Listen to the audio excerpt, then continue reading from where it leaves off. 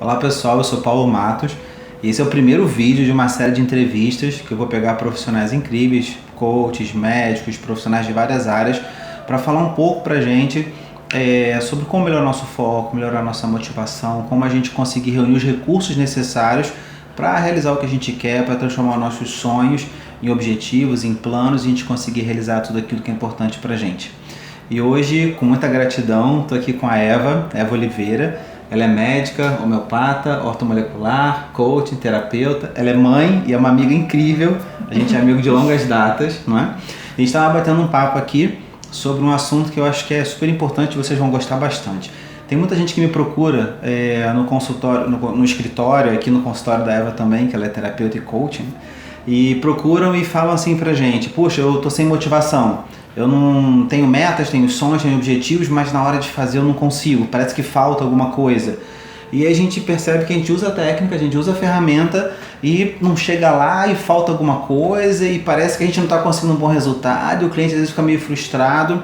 E eu comecei a me dar conta que tem um aspecto super importante desse processo, que é o processo da saúde, né? Não só orgânica, mas a saúde de uma maneira mais integral. Então muitas vezes a dificuldade de conseguir realizar alguma coisa não é só um plano, uma execução, ou um processo de coaching, ou ter um foco, ou ter uma meta, envolve muito mais do que isso. E como essa é uma área que a Eva entende pra caramba, eu falei, vou conversar com a Eva sobre esse assunto. Obrigado, Eva. Muito bom estar aqui. É engraçado que quando eu estava ouvindo você, eu me lembrei que quando eu fiz homeopatia, eu decidi fazer ortomolecular também, porque eu percebi isso também. Apesar da homeopatia ter essa pegada, essa ideia de trazer a saúde para os pacientes, alguns pacientes não melhoravam porque eu sentia que existia falta de matéria-prima para que o processo acontecesse.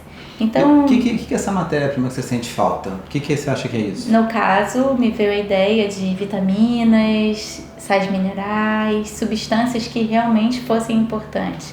A gente vive num mundo que, apesar da enormidade de conhecimento que a gente tem a respeito do que é bom, do que não é, do que é útil ou não, em termos alimentares, ainda existe o consumo inadequado de alimentos por diversos motivos, pela oferta, pela praticidade, pelo prazer que a gente tem. E o consumo de alimentos saudáveis, inclusive quando o alimento chega até nós, a perda das substâncias, os solos onde eles são cultivados, tudo isso predispõe a gente ter uma carência, o refinamento de alimentos, uma carência de alimentos muito básicos que são essenciais para o funcionamento das nossas células.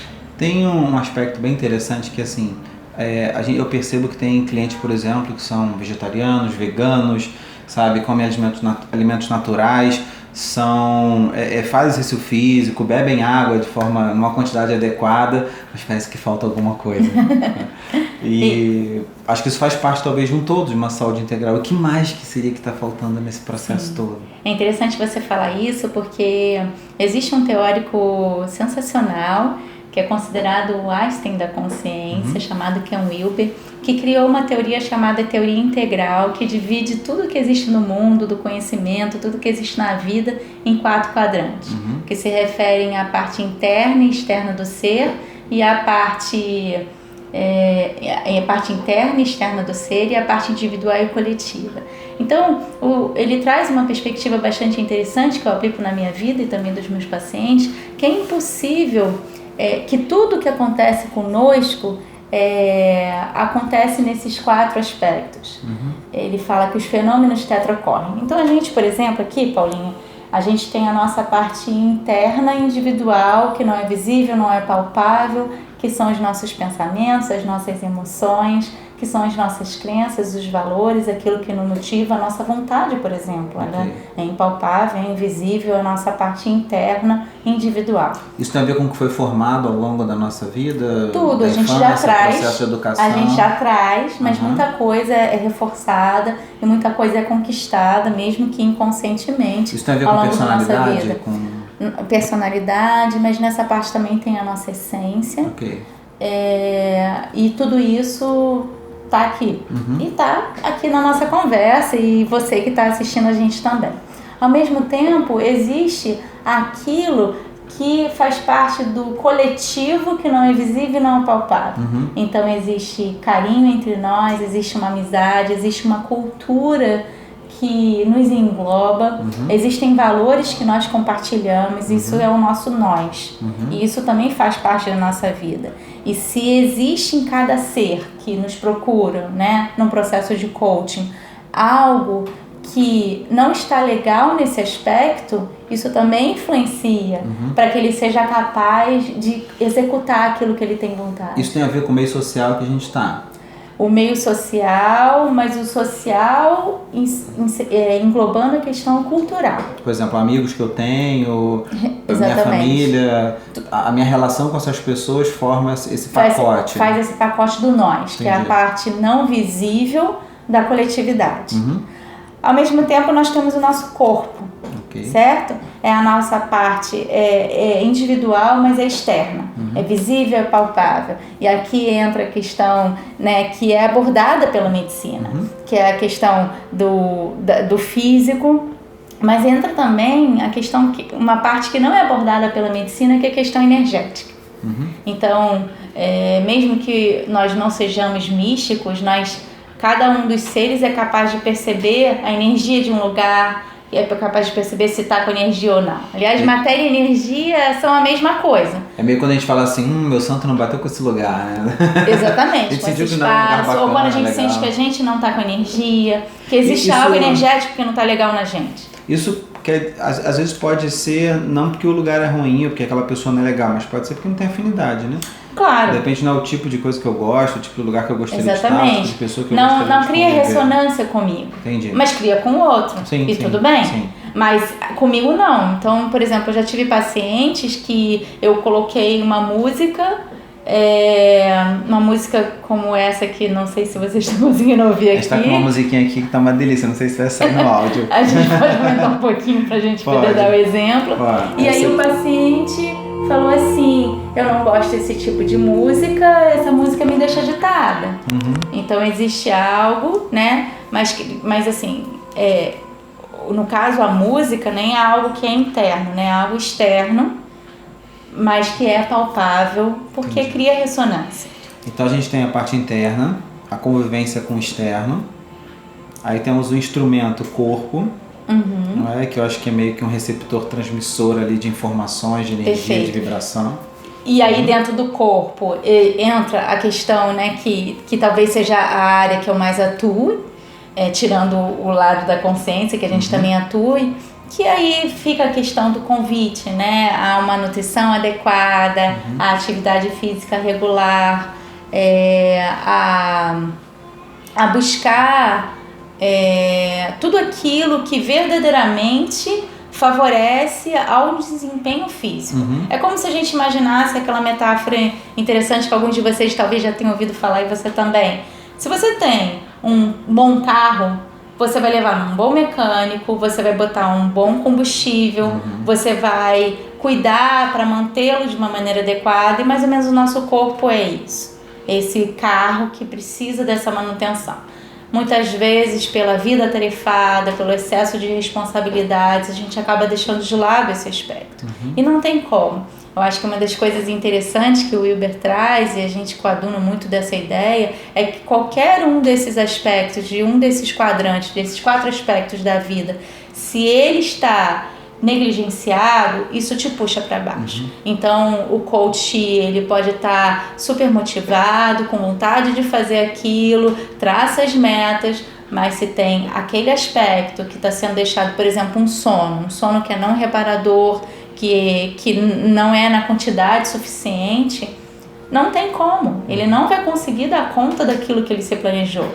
A gente estava conversando aqui um pouquinho antes de a gente começar a gravar, a gente estava falando um pouco sobre o tema, né? E você falou da importância dos aspectos emocionais, né? Dos relacionamentos que nutro, da maneira como se relaciona com o outro, que acho que tem a ver com um dos aspectos que a gente já falou aqui agora. Como é que esse aspecto... a gente sabe, se eu estou triste, eu não vou conseguir talvez ter motivação, se eu estou um pouco decepcionado, frustrado com alguma coisa, mas isso a gente consegue trabalhar no processo de coaching. Entender a fonte da frustração, entender que valores não estão sendo alimentados, por isso talvez traga uma tristeza, mas que outros aspectos, por exemplo, relacionais que podem influenciar no fator motivacional, por exemplo, na relação com o outro, na troca?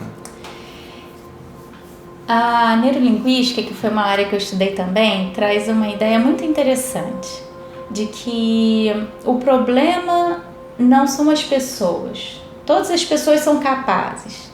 O problema são os estados. Existem estados de incapacidade. E os estados são aqueles... é aquilo que a gente entra e sai o tempo todo ao longo do dia. Então aqui a gente está num estado, existe um estado antes da gente se encontrar, quando a gente se reencontrou, que há muito tempo a gente não se viu, a gente foi tomado de um novo estado, né, de lembrança da saudade, do carinho que nos envolve. E ao longo que a gente conversava, a gente foi tomado de outros estados. Então, é muito interessante quando a gente percebe que existem determinados estados que são estados de poucos recursos. E existem outros estados que são estados de muitos recursos. E existem estímulos para o desenvolvimento, o despertar desses estados dentro de nós, que é aquilo que a neurolinguística traz como conceito de âncoras. Eu acho que hoje eu tenho um exemplo que eu acho que é bem bacana para ilustrar um pouco disso que a Eva está falando. Se eu estiver errado, é que você me corrige. Um cliente hoje meu, um cliente para mim falou assim, hoje, a gente teve uma sessão ontem, aí ele estabeleceu um plano para hoje, de horário para acordar e tudo, porque ele tinha uma série de tarefas para fazer e ele não conseguia cumprir todas essas tarefas. Então ele traçou um plano para hoje. Aí hoje nós nos falamos à tarde, a gente bateu um papo, e ele falou assim, não consegui fazer tal atividade. Ele mencionou logo quais são as atividades, né? Que era acordar no horário e fazer as atividades da manhã dentro do que ele precisava fazer. E aí ele falou assim, eu não sei o que eu faço agora. Eu me sinto incapaz, que eu planejei, não consegui, etc. Então eu falei, calma. Excelente estado, né? É um processo. Fazer o contrário. Assim, calma, é um processo, né? Aí eu falei assim, para e faz o seguinte, de tudo que você estabeleceu, o que você conseguiu fazer? Comemora essas pequenas vitórias. E o que você não conseguiu fazer, você vai se questionar, por que eu não consegui fazer, o que foi que aconteceu, talvez qual foi o motivo que me faltou para agir daquela forma, e amanhã eu vou conseguir fazer aquele pacote de tarefas que eu não consegui fazer hoje. Então acho que considerar esse aspecto do estado de competência, eu acho que ele é fundamental. Perfeito. Porque assim, tem momentos que eu estou plenamente competente, né? Eu estou assim inspirado. Tem momentos que eu não estou tão inspirado assim, talvez por cansaço físico, talvez por alguma estafa emocional, um estresse qualquer do dia.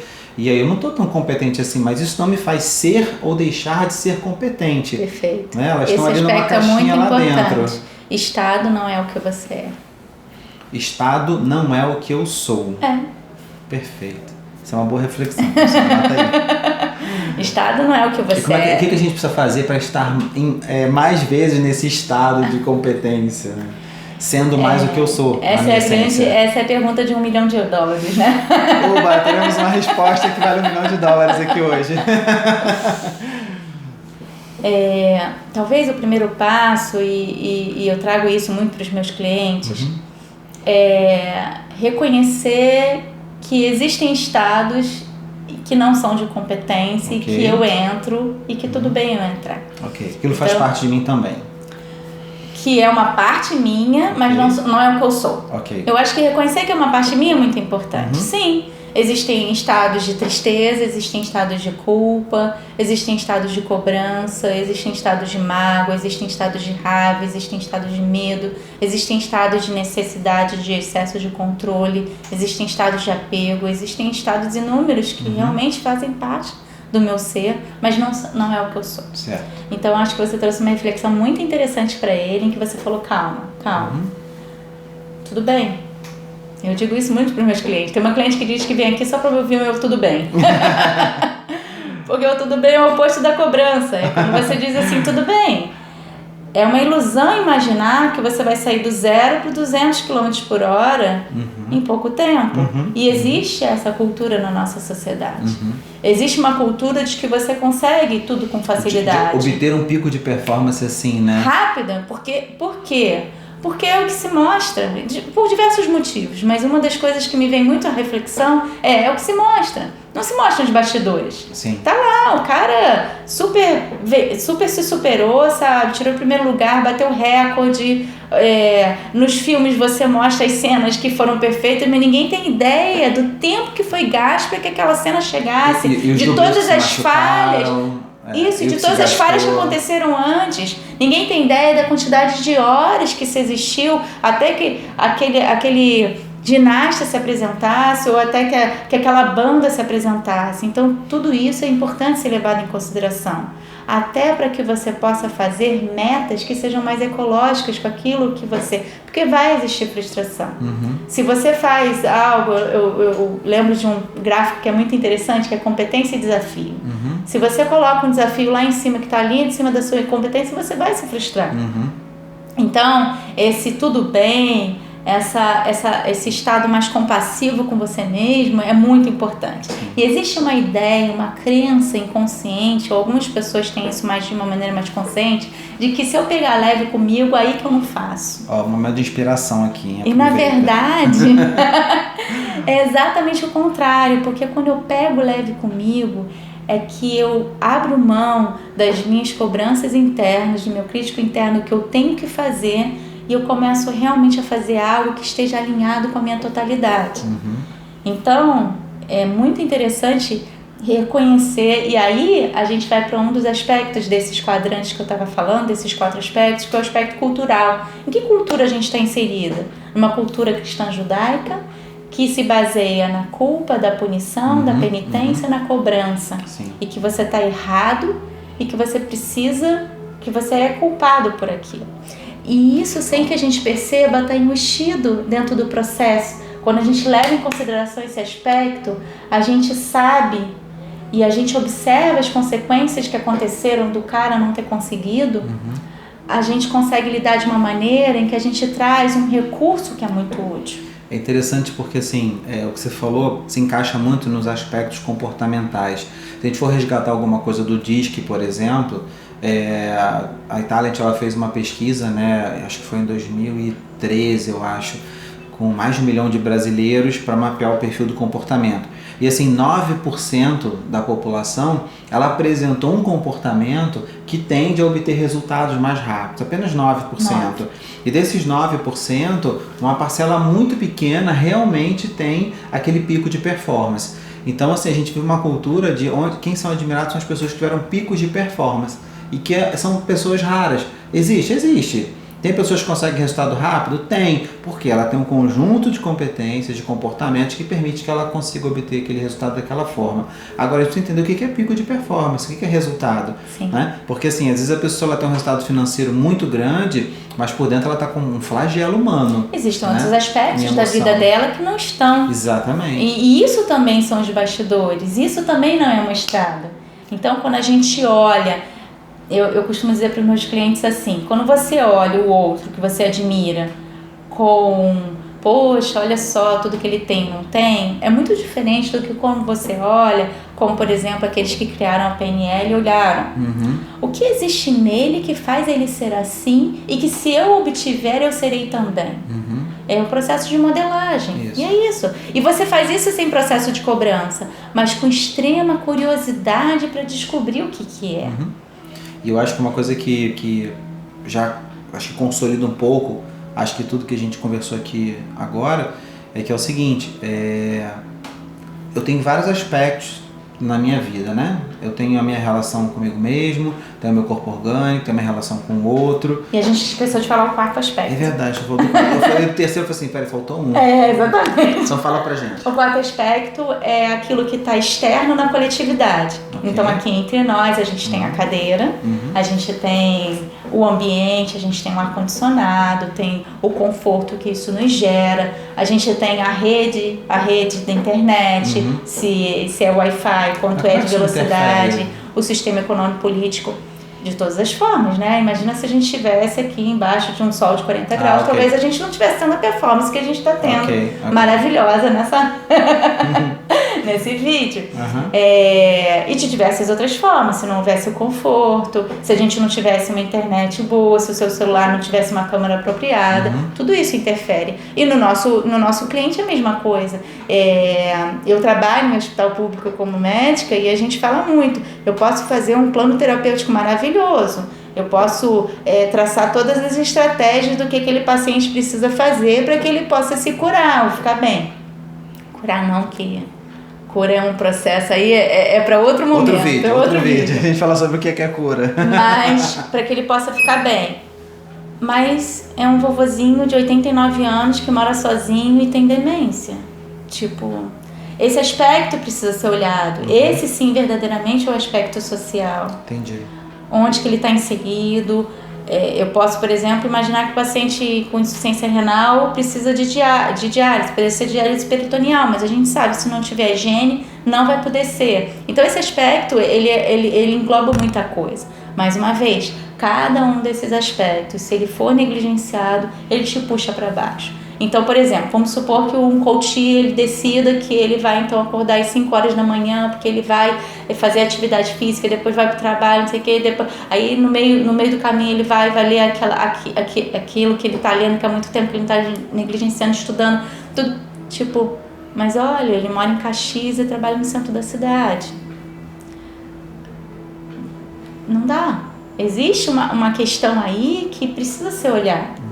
Então, é muito interessante essa perspectiva dos 4 quadrantes, desses 4 aspectos da vida, porque qualquer um deles que não for olhado com cuidado, ele vai gerar baixa performance. E se a gente puder consolidar tudo isso, se a gente pudesse realmente falar assim, olha, quais são os 3 pontos, os 4 pontos que todo mundo deveria ter atenção e que se esses 3 ou 4 ou 5 pontos, aí você fica à vontade para enumerar, se a gente conseguir preencher, a gente consegue ter uma base sólida para que a gente consiga realmente fazer aquilo que a gente precisa, independente de coaching, né?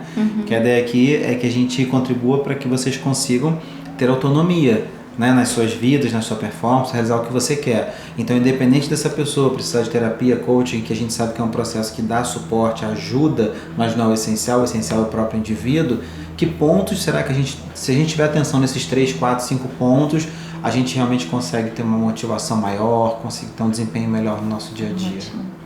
Essa acho que vale 2 milhões de dólares. Eu ia falar mais ou menos alguma coisa assim. Aquela valeu, essa vale 2, hein? Isso é uma entrevista milionária aqui. Seguindo a linha do que a gente está falando, a gente pode pensar então no aspecto individual interno, que tem muito a ver com qual o padrão dos seus pensamentos, em que estados você costuma estar na maior parte do dia. Isso é um processo reflexivo, né? Talvez através dessa reflexão você descubra que você está deprimido. Oh, meu Deus, isso é um problema. Não, não é um problema. O problema é você estar e não saber que está, porque no momento que você faz o diagnóstico, você tem algo a fazer. Então, o primeiro ponto seria o aspecto interno, esse autorreconhecimento. Individual. O autorreconhecimento de como que está o seu mundo psíquico interno. Ok. O segundo ponto seria das relacionamentos. Eu lembro de um TED recente que eu vi, de um cara que fez uma pesquisa, uma das mais longas pesquisas de segmento com indivíduos desde os 18, agora eles já estão com 80 anos, em que ele queria descobrir o que faz diferença no envelhecimento saudável. E o que ele descobriu é que talvez o bom senso e a maior parte das pessoas já sabe, mesmo que não saiba que sabe.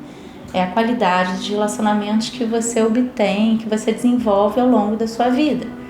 Então, esse cuidado com o nós, em todos os seus aspectos, com que frequência existe esse encontro, como é a qualidade disso, de que maneira isso te nutre, é extremamente importante. Acho que esse é um ponto fundamental, a qualidade das suas relações. Com quem você está se relacionando e como essas relações geram qualidade de vida para você. E você sabe, Paulo, é muito interessante realmente o convite é para que a gente se afaste de tudo aquilo que nos faça mal. Ou pelo menos transforme isso. Será que a gente... esse é um ponto... A gente tem coragem de se afastar de um amigo que nos faz mal?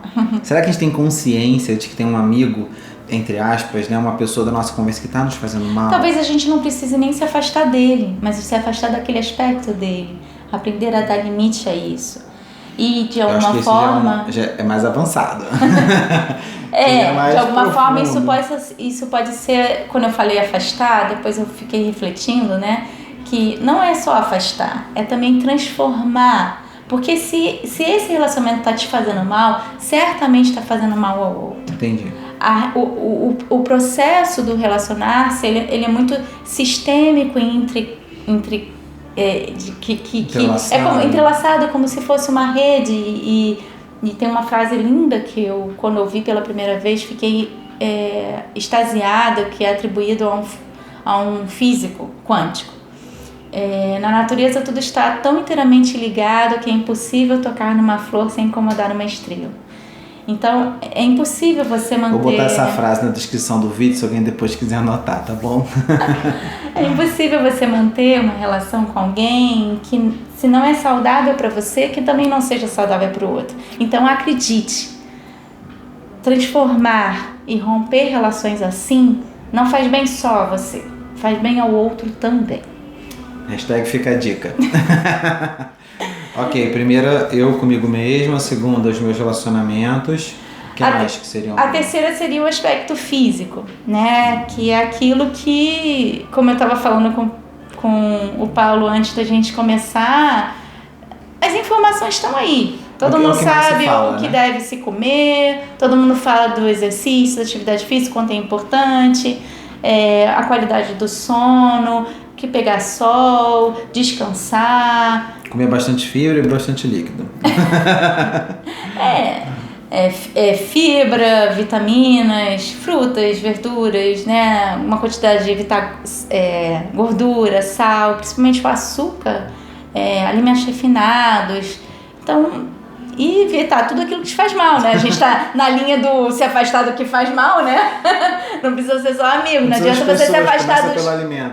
Exatamente, de você mesma. E... Tá ficando difícil isso, hein, pessoal? E talvez procurar alguém que possa te trazer uma orientação nutricional, uma orientação de suplementação, realmente reconhecer que existe algo que está faltando no seu corpo ou alguma doença que te incomoda. Por exemplo, vamos supor uma pessoa com uma rinite alérgica, não consegue dormir, ou então está sempre entupido, espirrando. É muito difícil você ter uma boa performance assim, né? Ou alguém com uma hipertensão, diabetes, ou qualquer outro tipo de doença, assim, no intestino irritável. Então, tem tanta gastrite, tem tanta coisa que fisicamente realmente pode atrapalhar, que olhar para isso, para esse aspecto, é de suma importância. Ok. Temos nosso aspecto interno, temos o aspecto dos relacionamentos, temos o aspecto orgânico, nosso corpo e por fim, a estrutura em que você vive. Ok. Recentemente eu tive uma paciente que me deu uma dica assim, de uma autora que ela leu, que ensina como organizar. E aí ela traçou, e aí na mesma linha do se afastar daquilo que nos faz mal, ela traz uma ideia que não é só você manter organizado o seu espaço, mas olhe para cada coisa que você tem na sua casa e se pergunte: isso me serve? Isso me é útil agora? Eu preciso disso? Isso ainda é para mim? Ou isso eu posso deixar para outro ou me libertar? E eu acho que vai dentro do mesmo aspecto de deixa de lado aquilo que não te serve, né? Existem determinadas coisas. Será que me serve estar sempre andando de carro? Eu posso pegar uma bicicleta, por exemplo? Me serve trabalhar de domingo a domingo? Eu posso começar nos fins de semana, talvez, descansar mais? Uma série de coisas nesse aspecto. O que eu posso melhorar do ponto de vista da minha estrutura física externa que possa, de alguma forma, melhorar o meu desempenho, minha performance? Anotaram? Se você não anotou, não tem problema, eu vou botar na descrição do vídeo esses 4 passos aí que a gente colocou de reflexão para você buscar uma qualidade de vida mais integral, né, sobre todos os aspectos. Isso com certeza vai ajudar vocês a, quando definirem um plano de vocês, um plano de ação, ser um plano mais efetivo, incluindo aspectos desses 4 pontos que a gente colocou. Porque a gente vê muita gente assim, eu vou acordar cedo, vou fazer aquele relatório, vou fazer isso, aquilo, mas tem outros pontos que às vezes ficam fora desse plano e que, se eles forem concluídos, realizados, feitos, vão trazer mais qualidade de vida. Eu quero finalizar falando uma coisa. Tá à vontade, se quiser. À medida que você foi falando, eu fiquei pensando, porque atualmente a gente trabalha muito com o inconsciente. E o grande processo que nos liberta daquilo que nos aprisiona e que nos impede de ser tudo aquilo que a gente pode ser, são os aspectos inconscientes. Então, talvez tudo que a gente está falando aqui seja um grande convite a você de tomar mais consciência de cada um desses aspectos. De que maneira isso existe na minha vida E a tomada de consciência, mais do que trazer problema, né? Porque tem gente que diz assim, eu não gosto de ir a médico não, porque médico vai me dizer algo que eu não quero ouvir. Não, tô bem, vou no médico, volto cheio de coisa. Isso é um grande engodo consigo mesmo. É. Mais do que trazer um problema, traz uma possibilidade de tomar consciência daquilo que eu não sabia e que agora que eu sei eu posso fazer algo a respeito. Posso cuidar. Essa tomada de consciência talvez seja um grande caminho. Se fosse uma pergunta, né? O que pode ser feito? Tomada de consciência. Muito bom. Espero que vocês tenham gostado. Eu gostei pra caramba. Eu também. E eu queria agradecer a Eva. Gratidão enorme. Obrigado pelo carinho, pela oportunidade que você nos deu. Gratidão por ter compartilhado esse conhecimento com a gente, né? Nos enriquecer um pouquinho mais. E a gente vai voltar com outros temas. Eu não vou liberar a Eva assim tão rápido, não.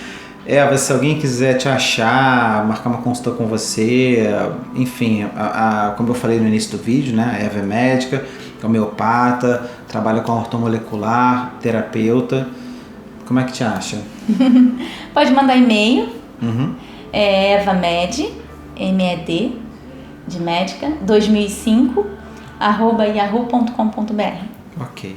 Então manda um e-mail para Eva se tiver alguma pergunta, alguma dúvida.